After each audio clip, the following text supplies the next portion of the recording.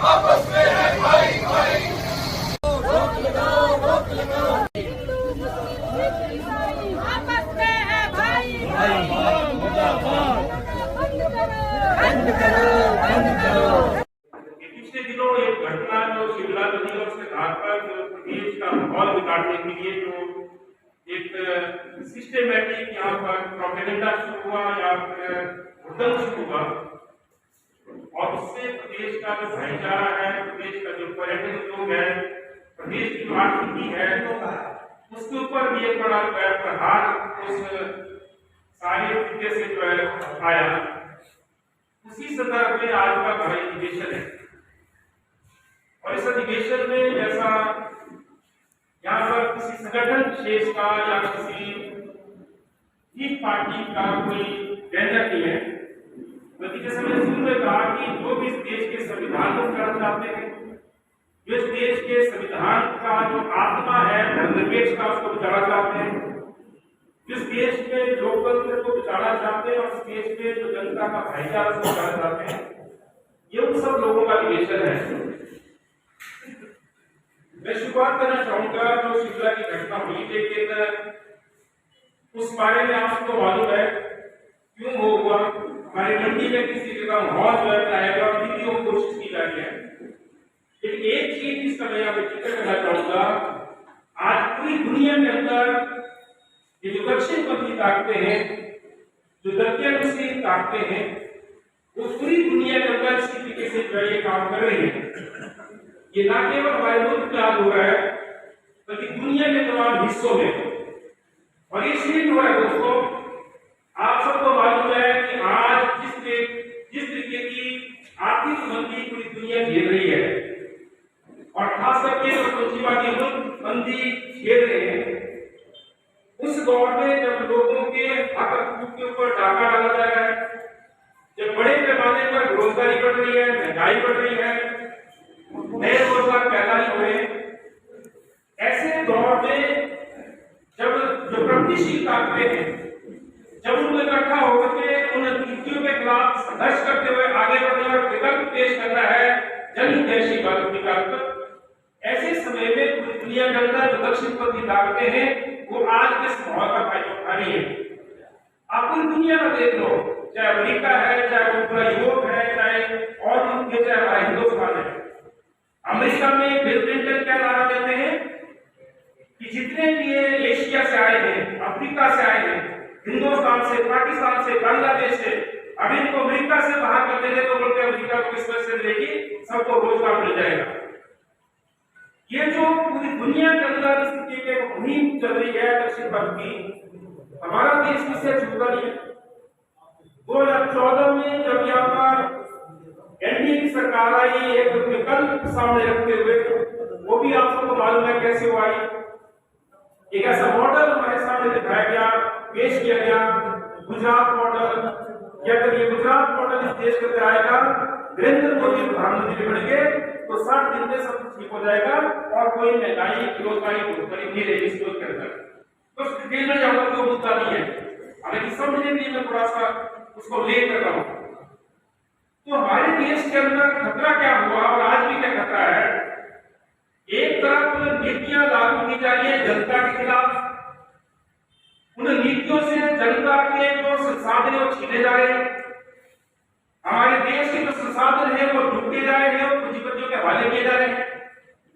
जनता की जानी कमाई का पैसा उनकी जेब से निकाल करके वो पूंजीपतियों के हवाले किया जा रहा है। जितनी भी छोटी छोटी कष्टें करते हैं, चाहे वो कर्मचारी है, कोई किसान है, छोटा व्यापारी है, रेडी खड़ी करने वाले हैं, या आम लोग हैं, वो अपनी बचत बैंक में रखते हैं और बैंकों से जो कर्जा है वो पूंजीपतियों को दिया जा रहा है। पूंजीपतियों का हजारों करोड़ रुपए के कर्जे माफ हो रहे हैं, उस कर्जे को वापस नहीं करने पर माफ हो रहे हैं। उनको टैक्स का साधन नहीं है, वो इकट्ठा होना चाहते हैं, वो अपनी मांगों के लिए लड़ना चाहते हैं। महंगाई है, भुखमरी है, उसके खिलाफ लोग विलंबन होना चाहते हैं। ऐसे समय में हमारे देश के अंदर जो आरएसएस है, बीजेपी है, या उससे जुड़े हुए जो संगठन है, वो जनता का ध्यान भ्रमित करने के लिए एक तरफ जो है जनता के ऊपर प्रहार है आर्थिक नीतियों का और जनता का ध्यान भटकाने के लिए वो सांप्रदायिकता का मुद्दा जो उठाते हैं। 400 पार का नारा जनता ने फेल कर दिया, भाजपा को 240 पे पटक दिया, तो नए सिरे से जो राजनीति हो रही है धर्म के नाम पर, सांप्रदायिकता के नाम पर। और ये जो शिमला मंडी की घटना अचानक हुई, ये बड़ा सिस्टमैटिक कैंपेन देश के अंदर चल रहा है अल्पसंख्यकों के खिलाफ।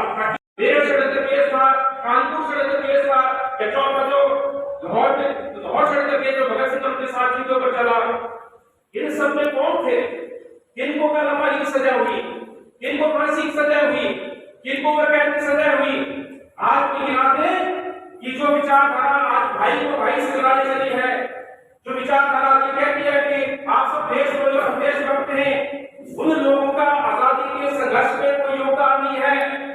पूरा 47 का अम्बेडकर के देखो, 2 लोग जेल में गए, एक सावरकर थे और सावरकर ने जो देशों से माफी मांगी थी बाहर आ गए थे, दूसरे अटल बिहारी वाजपेयी थे और उन्होंने देशभक्तों के खिलाफ गवाही दी थी। वो देश का भी हमारे बीच में मौजूद है, वो समझा देंगे उस बात को। और उसमें भी 2-3 देशभक्तों को जो सजा हो गई थी। उसके अलावा इस धारा का कोई इंसान आजादी के संघर्ष में शामिल नहीं हुआ। तो जिन लोगों ने कुर्बानियां दी हैं, आज उनको बोला जा रहा है कि देश कोई हो, तुम जो है पाकिस्तान चले जाओ, चीन चले जाओ। तो साथियों, आज का जो मसला वो ये है, ये जो हमारे प्रदेश का माहौल बिगाड़ने की कोशिश की है, इसके पीछे सीधे तौर पर ये कहते हैं, हालांकि विरुद्धता हुई है शिमला में, क्योंकि 2 समुदाय के बीच का झगड़ा था और एक जिसके सिर पर चोट लगी, 2-3 टांके लगे, वो हिंदू समुदाय से थे, दूसरे मुस्लिम समुदाय से थे। मसला तो आपराधिक था, जिसके अपराध दंड और उसी केस को निपटना था, जैसा होता है आमतौर पर। लेकिन कुछ लोगों ने उसकी आड़ में लोगों को मोबिलाइज किया। वहां पर जो सत्ताधारी पार्टी उसके काउंसलर भी थे, उन्होंने गलत कदम उठाया वहां पर और सिद्धौली चले गए कि इस मस्जिद के अंदर जो है वो लोग छुपे हैं और ये मस्जिद अवैध बनी है। बस इतना सा था और उसका जो है मौका मिल गया आरएसएस भाजपा को, जो इस ब्रिगेड के मुद्दों को इस्तेमाल करती है। और तब उन्होंने पूरे प्रदेश के अंदर एक बहुत आया, सुबह से शाम तक आपके व्हाट्सएप नंबर में या जिस ग्रुप में आप शामिल हैं, जो मैसेजेस आते हैं वो झूठे मैसेजेस है सारे के सारे। कहीं बोला जाता है आंटी से मुसलमान भागा है, 10 लाख की चोरी की है, आपके घर के आसपास से भी कर सकता है। कहीं पर बोला जाता है ये बलात्कार करके भागे हैं, ये मुसलमान हैं। लेकिन जनता के बीच में एक पर्टिकुलर समुदाय को आप इस रूप में प्रस्तुत कर रहे हैं जैसे पूरे अपना समुदाय गलत हो गया। तो आज तो हमारे देश के अंदर आसाराम बापू से लेकर के, राम रहीम से लेकर के, नित्यानंद स्वामी से लेकर के अनगिनत नाम है, लेकिन कोई बोलता है कि हिंदू धर्म जो है ये गलत है, इसके जो बाप है वो ऐसा करते तो पूरा हिंदू धर्म गलत हो गया। कोई नहीं बोलता, कोई मुसलमान भी ऐसा बोलता। तो फिर सिस्टमैटिक कैंपेन क्यों? इसलिए है साथियों, क्योंकि इस देश के बहुसंख्यकों के दिमाग में जो है इस तरीके का गुस्सा भरना है, उनके हाथों में ऐसी पट्टी बांधनी है जो धर्म में अंधे होकर के, वो सांप्रदायिक उन्माद में आकर के जो है इस देश के अंदर सारे मसलों को भूल जाए। और यही जो हिमाचल प्रदेश में किया जा रहा है। और जिसके आधार पर मसला क्या था कि अगर मस्जिद अवैध है तो कानून मिलेगा उससे। और उन्होंने बोला कि हाँ 3 मंजिलें हैं जो हमने बनाई है लॉकडाउन के पीरियड में। और लॉकडाउन के पीरियड का आपको उदाहरण दूं, शिमला में कई आवेदन आए म्युनिसिपल कॉर्पोरेशन के पास, मस्जिद वालों को किया है। उन आवेदनों पे म्युनिसिपल कॉर्पोरेशन ने कोई अनुमति भी दी, उससे पहले निर्माण हो गया। 8000 की बिल्डिंग शिमला में बनी ऐसी उस पीरियड में। तो अवैध निर्माण का मतलब है कि कोई दूसरे की भूमि पर निर्माण करता है, जबरदस्ती सरकारी भूमि पर करता है, वो अवैध निर्माण है। या फिर कोई अपनी मलकियत भूमि पर भी निर्माण करता है, लेकिन उसकी एप्रोप्रिएट फॉर्म से, चाहे वो गवर्नमेंट कंट्री प्लानिंग है, चाहे वो म्युनिसिपल कॉर्पोरेशन है, म्युनिसिपल कमेटी है, नगर पंचायत है, अगर वहां से कोई परमिशन रिक्वायर्ड है तो वो नहीं है, आप निर्माण कर देते हैं अपनी मलकियत भूमि के अंदर भी, वो अवैध है। तो अगर ऐसा कोई अवैध निर्माण हुआ तो समान है सबके लिए और कानून कार्रवाई करेगा। लेकिन उसको उसको इस रूप में पेश किया गया कि पूरे हिमाचल प्रदेश के अंदर मुसलमानों का कब्जा होने वाला है। अगर आप अंत में देखें, हिमाचल प्रदेश की टोटल आबादी उसका 4% जो है अल्पसंख्यक है, उन टोटल परसेंटेज 4.1% जो मुस्लिम है हिमाचल प्रदेश के अंदर। किस बात का खतरा है? जब मुगलों का राज हिंदुस्तान का राज तो हिंदू का भी खतरे में नहीं आया, अंग्रेजों का राज का हिंदू का भी खतरे में नहीं आया। जवाहरलाल नेहरू से लेकर के मनमोहन सिंह जी तक जितने प्रधानमंत्री रहे, हिंदू खतरे में नहीं आए। तो नरेंद्र मोदी के प्रधानमंत्री बनते हिंदू कैसे खतरे में आ गए? क्योंकि ये है जो प्रचार किया जा रहा है देश के अंदर। आज तो प्रधानमंत्री भी आप हैं, पूरी संसद के ऊपर आपका कब्जा है, सारी संसद पर आपका कब्जा है, फिर हिंदू कहां से खतरे में आ गया है? लेकिन अभी भी दोष की जा रही है, लोगों को भ्रमित किया जा रहा है। और यही शिमला में हुआ, पूरे हिमाचल प्रदेश के अंदर हुआ। यहाँ मंडी के अंदर भी कार्य किया गया कि मस्जिद तो गैर पड़ी है। फिर एक और प्रचार शुरू हो गया कि पक्का कोर्ट के बाद जितनी जमीन है वो कब्जा की है सब जगह पे, इसको छुड़वाओ, एप्लीकेशन दायर करो। ये सारा चल पड़ा। और सबसे बड़ी चिंता की बात है, हमारी मंडी, इसको एक तरह की सांस्कृतिक राजधानी कहते हैं। हमारी मंडी को साहित्यकारों की बुद्धिजीवियों की राजधानी कहते हैं। शांति प्रिय लोगों का शहर और शांति प्रिय लोगों का जनपद इस मंडी को कहा जाता है। और उस मंडी के मोहल्ले में जाकर के ये जो है वहां पर जाकर के धमकियां दी जा रही है मकान मालिकों को कि अगर आपने मुसलमानों को दुकान किराए पर दी, अगर आपने मुसलमानों को अपने घर में बिठाया तो आपके खिलाफ जो है कार्रवाई होगी और अच्छा नहीं होगा आपके लिए अगर आपने ऐसा किया। और किस तरीके से ब्लैकमेल किया जाता है और किस तरीके के कोई संत महात्मा उसको जैसी भाषा इस्तेमाल करते हैं कि बोलते हैं यहाँ पर आए केतरी की दुकान कर रहे हैं, ये जो बोलते बात की दुकान कर रहे हैं, कोई बोलते सुनार के पास काम कर रहे हैं। ये तो भाई तुम्हारे मोहल्ले की महिलाओं को उठाने के लिए आए हैं। ये भाषा साधु संतों के द्वारा या तथाकथित साधु संतों के द्वारा अगर मोहल्ले में जाकर इस्तेमाल की है और वो डर पैदा कराया जाता है, वहां पे हम बताना चाहते हैं हमारे संख्या बच्चे हैं, उनके घरों से भी बच्चे हैं जो आज कंट्रीज में हैं। असंख्य लोग हैं जो रोजगार की तलाश में वहां पर गए हैं, मुस्लिम कंट्रीज में कमाते हैं और वहां से लेकर के जो है अपने परिवार को पालते हैं। और इसलिए कहना चाहता हूँ, अगर गाजियाबाद से, यूपी से, सहारनपुर से, किसी और राज्य से अगर कोई यहाँ पर कमाने के लिए आता है और उसको लगता है कि अगर बात करके बेचने में यहाँ पर जो है चार नौकरियां और उपलब्ध है, चार रोजगार और मिल सकता है, तो अपने भाई बंधुओं को ही आएगा। हमारा जो दुबई जाता है, कहीं और जाता है, वो भी अपने चाचे मामे ताऊ मौसे के बच्चों को लेकर जाता है। इसलिए जो है ये जो प्रचार यहाँ पर किया जा रहा है, हम सब लोग जो अमन पसंद लोग हैं, हम सबको इकट्ठा होना है। इस देश को बचाने की जिम्मेदारी हमको निभानी है, अपने शहर को बचाने की जिम्मेदारी हमारे को निभानी है। अगर किसी ने शहर में मकान बनाया है, वो स्वतंत्र है, वो किसको किराए पे मकान देता है।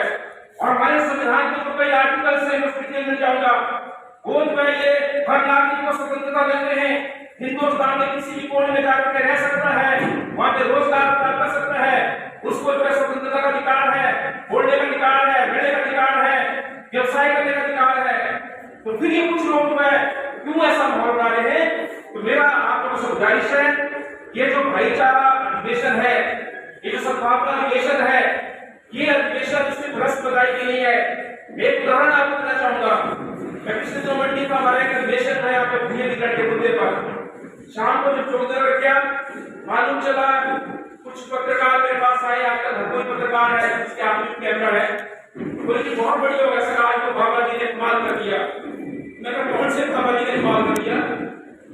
तो बोलते जो सारे दुकानों में गए और जिस दुकान में मुस्लिम वर्ग का था या कहीं पर बालकर की शॉप करते हैं, वहां पर जाकर उनके आई कार्ड चेक किए, मस्जिद में जाकर आई कार्ड चेक किए और लोगों ने कुछ नहीं बोल कि भाई आपका आई कार्ड है तो बात चेक करो, तो डंडे लेकर के उनको मारने पड़े। और वहां पर एक प्रचार शुरू हो गया कि जोगिंदरनगर में पिछले दिनों में चोरियां हुई है, मतलब जगह पे वो सारी चोरियां उनको मुसलमान कर रहे हैं, इसलिए इनको दिखाओ यहाँ से। ये शिमला की घटना से पहले की बात नहीं है। और तब हमें पता लगा, हमने ये मुद्दा उठाया कि चोरियां करने वाले हमारे बच्चे या लोग जिनको चीटे की लत पड़ी है, जिनको नशे की लत पड़ी है, वो लोग चोरियों में ज्यादा इन्वॉल्व है, और चोर चाहे बाहर का है, चाहे यहाँ का है, चाहे वो हिंदू है, चाहे मुसलमान है, उसके खिलाफ कार्रवाई होनी चाहिए, उसको पकड़ा जाना चाहिए और कितने के ऊपर रोक करनी चाहिए। और जब हम मसला उठाया कि बाबा को किसने ये इजाजत दे दी कि वो जो जाकर के आई कार्ड चेक करे, उनको किसने अधिकार दिया? हमने डीजीपी को पत्र लिखा, हमने एसपी को पत्र दिया, हमने वहां पे जो बड़ा प्रोटेस्ट किया, तो उसके बाद में एसपी ने उनसे पूछा कि आप किस आधार पर कर रहे हैं, हालांकि जब जनता इकट्ठा हुई तो कंट्रोल का प्रचार रुक गया। तो अगर मैं ये कहना चाहता हूं कि अगर ये जो हमारे समाज के अंदर नफरत पैदा की जा रही है, हमारे समाज के अंदर सदियों पुराने भाईचारे को खत्म किया जा रहा है, अगर इसको बचाना है और उसके साथ साथ ये सारी चीज जुड़ती है हमारे देश के संविधान के साथ, हमारे देश के लोकतंत्र के साथ, हमारे देश के धर्मनिरपेक्ष ढांचे के साथ, अगर उसको बचाना है, हम और आप जैसे लोग, चाहे वो रेडी खड़ी करते हैं, चाहे वो मेहनत मजदूरी करते हैं, चाहे वो खेतों में जो है हल चलाते हैं, चाहे वो फैक्ट्रियों में काम करते हैं, चाहे वो जो बुद्धिजीवी हैं वो कोर्ट कचहरियों में काम करते हैं, वो चाहे कोई कर्मचारी है, वो कोई प्रोफेसर है, डॉक्टर है, इंजीनियर है, जो भी समाज में अमन पसंद लोग हैं, उनको इकट्ठा होना पड़ेगा। और ये आज हमारी जो है बहुत बड़ी जिम्मेवारी है, और यही हमारा जो इतिहास है विभिन्नता में एकता का, और इस जो विभिन्नता में एकता की जो संस्कृति है हमारी, इसको बचाने की जिम्मेवारी हम सब लोगों के ऊपर है।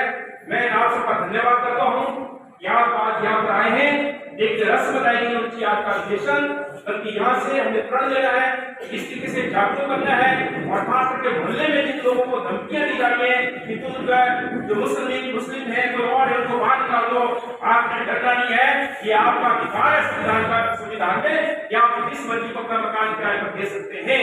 और अगर हमारे बच्चे बाहर जाकर कमा रहे हैं, दूसरों को भी दूसरे राज्यों से यहाँ पर आने का अधिकार है, और ये हमारा संविधान जो बाबा साहब भीमराव अम्बेडकर का बनाया संविधान है, इस संविधान में हमारे अधिकार है।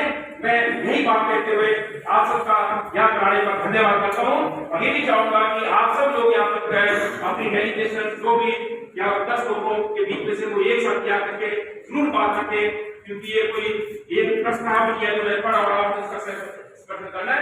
हम सब के भी इस बारे में अलग अलग विचार हो सकते हैं और एक दूसरे से भरपूर बहुत से इनपुट्स मिल सकते हैं। मैं आप सबका धन्यवाद करता हूँ।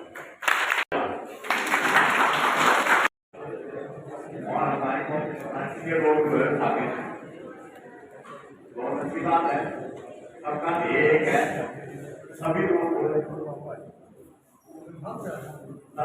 आपको मानने वाले लोग हैं, आप उससे प्यार भाव करने वाले लोग हैं, और आज जो मंडी में स्थिति पैदा हुई है, हिमाचल प्रदेश में जो स्थिति पैदा हुई है, ये टीका आदित्यनाथ जी कहना वो आपने खत्म कर दिया, वो किसका फायदा होगा? और बोलते आप पहले आप सब जगह राष्ट्रभक्त हैं, और जब राष्ट्रभक्ति के लिए परीक्षा देने की बात आती है तो आप पीठ दिखा देते हैं। पूरी आजादी के आंदोलन में विशाल भागवत ने चर्चा की, तो जब मुझे उतार रही है मार्च 22 के उस आजादी के आंदोलन की एकता को तोड़ने के लिए उन्होंने जितने संभव प्रयास थे वो किए, और क्रांतिकारियों के खिलाफ वायदा माफी गवाह बनने के ऊपर सजाएं दिलवाई। मैं नाम नहीं लेना चाहता है, मरहूम में तो वजीर आजम हुए हिंदुस्तान के बाद में, उनको थोड़ा विक्रम बोला जाता है, लेकिन उन्होंने 2 लोगों को सजा कराई वायदा माफी गवाह बन।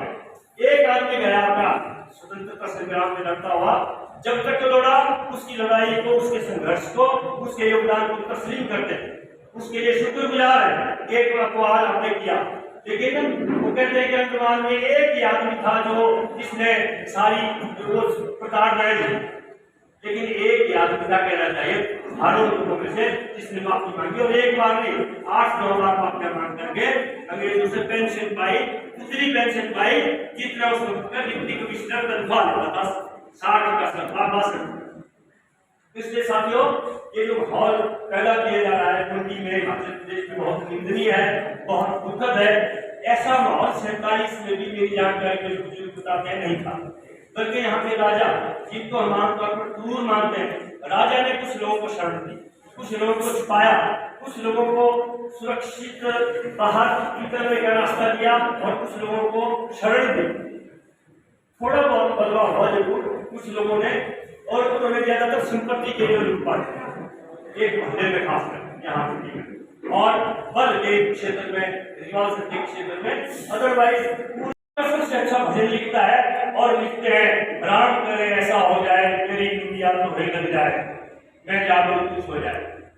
उस इतिहास का आप क्या करोगे जहाँ वैदिक ऋचाओं से जो संगीत की सबसे बड़ी शिक्षा मिलती है, उसका जो सबसे बड़ा वाद्य यंत्र है उसको बजाने वाले अब्दुल खान होते हैं। जो बनारस का शिव जी का मंदिर है उसके बाहर रियाज करने वाले बिस्मिल्लाह खान पूरी दुनिया में शहनाई के सबसे बेताज बादशाह होते हैं, और तबला पर जाकिर हुसैन। क्या करोगे तुम यार? आप क्या पढ़ा रहे हो? आप कहाँ ले जा रहे हो? ज्ञान का तकनीकी का युग है। हमारे बच्चों को शिक्षा दीक्षा लेकर के उस विज्ञान और तकनीकी की मदद लेकर के खुद का भी विकास करना है, इस देश का भी विकास करना है। लेकिन आप क्या समझा रहे हैं? आप क्या शिक्षा दे रहे हैं? इसलिए मैं आपसे ये निवेदन करना चाहूंगा कि इसकी सारी लड़ाई के लिए सबसे पहले हमारे बीच में जो वैचारिक स्पष्टता है इतिहास के प्रति, और ये सारा कुछ घटनाक्रम है, बड़ी जरूरी है। मुझे खेद के साथ कहना पड़ रहा है, यहाँ हमारे कांग्रेस के मित्र मौजूद हैं, उनसे अग्रिम माफी मांगते हुए कि उनके कुछ लोग बहुत अच्छा इस मामले में नहीं कर रहे, बल्कि उन्होंने हथियार दे दिया अपनी वाणी से, चाहे वो खींच के कारण अपनी कुटबंदी के कारण वो किया या कहते था किया, रॉ में किया, भावना में तय किया, मैं इसकी व्याख्या में नहीं जा रहा था, लेकिन उसका हथियार बना करके ये जो प्रतिक्रिया वाली ताकतें हैं उन्होंने उसका हथियार बना करके इस्तेमाल किया, और ये सारा मुद्दा इतना फ्लेयर नहीं होता, इतना फैलता नहीं अगर उन्होंने ये काम नहीं किया होता। इसलिए मैं तो आपसे सिर्फ निवेदन करने के लिए खड़ा हूँ, हम जहाँ हैं वहाँ एक अपना वजूद दिखाओ। हम बहुत सारी बार ऐसा करते हैं कि उसकी की तरह जो है वो चुप हो जाते हैं और ऐसा समझते हैं कि ये समय निकल जाएगा और सब कुछ ठीक हो जाएगा, उससे जहर बढ़ता है। जहाँ हम हैं, हम दुकान में हैं, मोहल्ले में हैं, अदालत में हैं, फैक्ट्री में हैं, रेली पर है, वो जो इंसानियत का प्रेम है उसका संदेश, जो इंसानियत के प्रति जो हमारी मोहब्बतें हैं उसका संदेश, जो मोहब्बतों भरा इतिहास है उसका संदेश देने की हम कोशिश करें, और ये जो नफरत के बीच लगातार बोए जा गांधी चौक गांधी जी की मुक्ति तक जाएंगे। तो मेरे अगला वक्ता से गुजारिश है नरेंद्र शर्मा जी से बुआई और अपनी बात करें।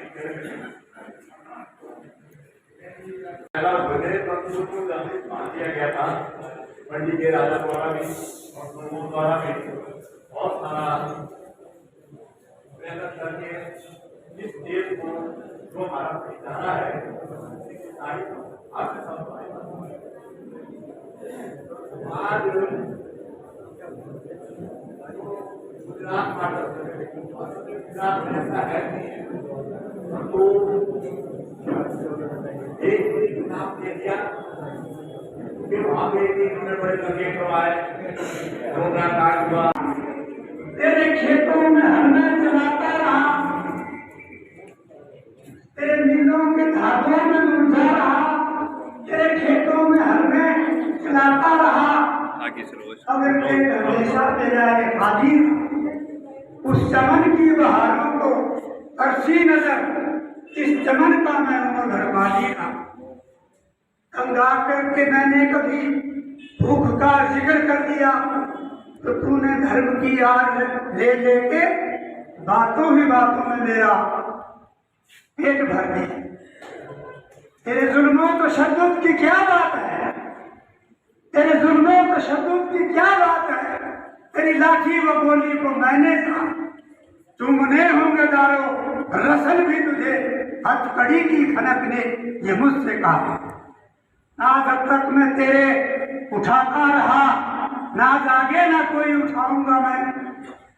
मेरे घर को अगर नजर आतिश किया तो यकीनन तेरा घर जला दूंगा मैं। धन्यवाद।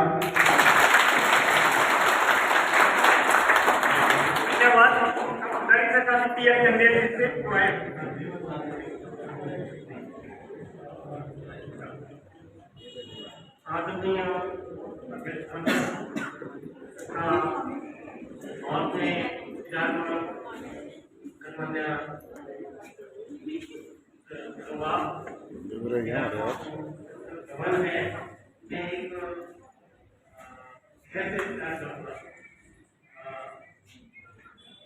इधर मुर्दे उधर होते, इधर मुर्दे उधर बचे, उधर विकास इधर विकास, खुदा के शब्द हैं इधर कहे उधर। ये सिर्फ सोचने की बात है, क्योंकि हमने ये कदम लिया है अपने भाईचारे को बचाना है और ये जो नफरत लाई जा रही है इसको मिटाना है। तो आज से मैं ये भी सबसे अनुरोध करूंगा, अपना वक्त लगा सकते हैं, अपना पैसा लगा सकते हैं और अपने ज्ञान भी लगा सकते हैं। ये इसका सबूत आज हमारे सामने है। जो लोग आज ये नफरत की सियासत कर रहे हैं कि ना तो आज़ादी के कुछ महासंग्राम में शामिल थे, ना इन्होंने संविधान जब बन रहा था उसके पक्ष में कुछ बोला, उसके विरोध में खड़े रहे, और ना इन्होंने 50 साल तक भारत के तिरंगे को अपने उस मुख्य कार्यालय पे नहीं ठहराया जो आज भारत के ऊपर अपना अधिकार जमाने की बात करते हैं।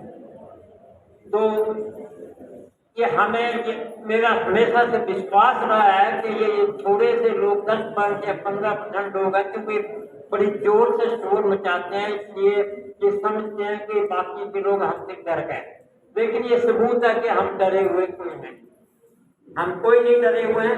हम भारत के पक्ष में, संविधान के पक्ष में, भाईचारे के पक्ष में और देश के पक्ष में। ये भारत एक आइडिया है, विचार है, और ये बुके है, एक अनुदान है, जिसमें मुख्तलिफ किस्म की भाषाएं, धर्म, कुछ ये सब प्राइवेट चीजें हैं। धर्म तो प्राइवेट चीज है, मुख्य धारा तो देश है, हमें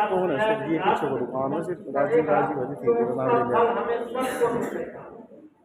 लेकिन जो जिन लोगों को ये बोलना चाहता हूँ कि जिन लोगों को सदियों से दबाया गया है, ये सोच के कि ये खास आदमी से खास परिवार में जन्म दिया है, वो उससे बेहतर है, तो ये बेहतर कोई नहीं है। हम सब बराबर हैं, और ये अगर जो भी आस्था भी रखता है कि भगवान में तो उसके सामने भी सब बराबर है, और किसी का अक्स है हमारा भारत सबको बराबर मानता है। आस्था जो है वो बराबरी की है, चाहे आप सिक्योरिटी में लो, चाहे आप बराबर दुआ करनी चाहिए कि हमारा ये देश उन्नति करता ही रहे, ताकि आज के वक्त में जब लोग बोलते हैं कि शुरू हम बन रहे हैं, लेकिन हमारे लोग इसराइल में फौज के साथ लड़ रहे हैं, और रशिया में लड़ रहे हैं, और कंबोडिया जैसे देशों में 500 लोग काम कर रहे हैं। तो ये पता नहीं कहाँ से बात कर रहे हैं। हम विश्व बने या ना बने, लेकिन हमारा सम्मान बना रहे, हर एक का एक दूसरे के लिए बात करता हूँ। मैं बड़ी खुशी जाहिर करता हूँ कि भारतीय संविधान को बचाने की अभी तक हम लोगों में बहुत जिज्ञासा है, बहुत बड़ी तादाद है। धन्यवाद। आप सभी को मेरे नमस्कार। मैं ज़्यादा बात तो नहीं कर पाऊंगी क्योंकि मुझसे पूर्व वक्ताओं ने बहुत ही सुंदर और बहुत ही अच्छा तरह से सारी बात रखी है। आज मैं आप लोगों के बीच में शामिल हुई हूँ, और सिर्फ रक्षा सेविका एक है कि हम सब लोग जो है वो भाईचारे की बात करें, जो कि पिछले कुछ दिनों में यहाँ मंडी में भी और हिमाचल में भी, शिमला में जैसे वाक़या हुए हैं, और एक विशेष धर्म को जो है वो के ऊपर कटाक्ष किया गया है, वो बहुत गलत है। ऐसा नहीं होना चाहिए। हम भारत में सब लोग जो है भाईचारे से रहते हैं और रहेंगे। कभी हम भी इतने बड़ी उम्र के लोग हो गए, लेकिन हमने कभी सोचा नहीं कि मुस्लिम, हिंदू, ईसाई ये लोग क्या अलग अलग हैं। हम सब भाईचारे से ही रहते थे। अभी बात मस्जिद की आई थी कि मस्जिद का नक्शा जो था वो पास नहीं हुआ था। कितने मंदिर हैं जिनके नक्शे पास हुए? हर कदम पे, हर जगह पर, हर एनक्रोचमेंट पे मंदिर बनाया जाता है और मंदिर की आड़ में घर बनाया जाता है, कमरा बनाया जाता है, रहने के लिए लोग रहते हैं। क्यों अपोज नहीं किया जाता? क्यों समाज अपोज नहीं करता? क्योंकि हम सारे हिंदू हैं, इसलिए अपोज नहीं करते। अगर मस्जिद पुरानी थी, अगर उसका नक्शा पास था, तो वो तो एक कानूनी बात थी कि नक्शा पास कराने के जो आते जो उन्होंने फालतू बनाया था वो उसको तोड़ देते, वो उन्होंने बात मानने में थी। लेकिन कहाँ ये बात हिंदुओं के हाथ लग गई या ऐसे लोगों के हाथ लग गई कि जो नक्शा है वो पास कराया नहीं है और इन्होंने मस्जिद फालतू बना दी।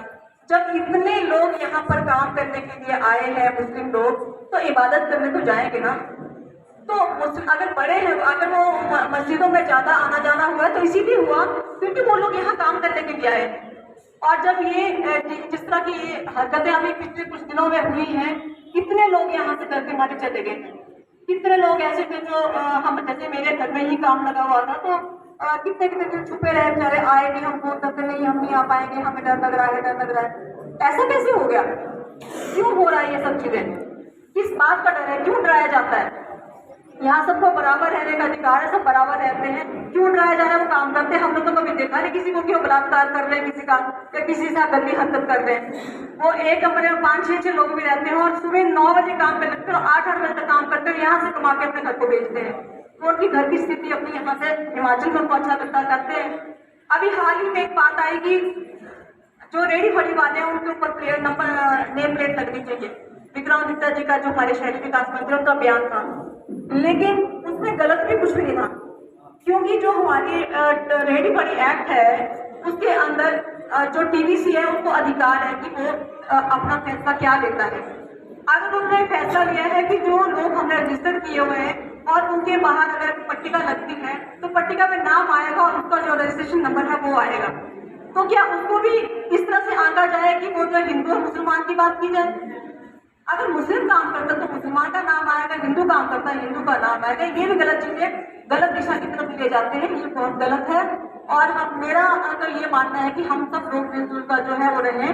और सबसे बड़ी बात है कि हमारे हिंदू में जो हमारा हिंदू देश है, इसके अंदर अगर हिंदुत्व की बात करते हैं तो जो हुनर है वो मुसलमानों से है। मुसलमान के पास इतना हुनर है जो हिंदू के पास नहीं है। अगर मुसलमान यहाँ से चले जाएंगे तो हुनर ही खत्म हो जाएगा, क्योंकि जो पेंटिंग का काम है, नक्काशी का काम है, लकड़ी का काम है, चाहे टाइल्स का काम है, मुस्लिम लोग कर रहे हैं। लगा के देखो हिंदू को कौन काम करता है? कोई काम नहीं कर रहा है। सभी सोचते हैं कि हमें नौकरी ही मिलनी चाहिए, बेरोजगारी है, बेरोजगारी इसी की बात करते हैं। ये लोग अपना काम करते हैं, काम सीखते हैं, काम करते हैं। हमने तो हिमाचल में धूप फैलाया गया कि ये लोग ऐसा करके भाग रहे हैं, चोरी करके भाग रहे हैं, ऐसा कर रहे हैं। और ये यहाँ तक बोला गया कि हुसैन टेलर से महिलाएं कपड़े सिलाती है, तो वो क्या कर रहा था? वो कपड़े ही सिलता था, वो आज से थोड़ी सिलता। उसको बैठे हुए यहाँ पे 25-30 साल हो गए और महिला जाती है उसके पास। वो उनका अगर एक हिंदू कपड़ा सिलता है तो वो तो नाम लेगा, वो क्या अलग ही नाम ले रहा था? ये कहाँ की बातें मोहल्लों में जाकर की जा रही है? जो बंदा जो एक दो और गुरु वहाँ पे इस तरह की बातें कर रहा था, तो पूछे कि वो कहाँ से आया था, वो क्या बात कर रहा था? इस तरह की हरकतें जो घरों में नहीं होनी चाहिए और ये बहुत गलत बात है। हम लोग एक भाईचारे सद्भावना से रहने वाले लोग हैं, इसी तरह से लोगों को रहना चाहिए। ये मेरा संदेश है और ये एक बात है, इसी शब्दों से आप लोग बात करें।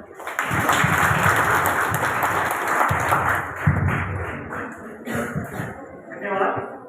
चलेंगे नहीं चलेंगे नहीं चलेंगे, धर्म के नाम पर राजनीति नहीं चलेगी नहीं चलेगी नहीं चलेगी।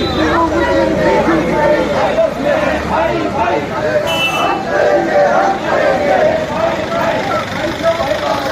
जिंदाबाद जिंदाबाद जिंदाबाद जिंदाबाद जिंदाबाद जिंदाबाद जिंदाबाद जिंदाबाद। कान की रक्षा कौन करेगा? हम करेंगे हम करेंगे।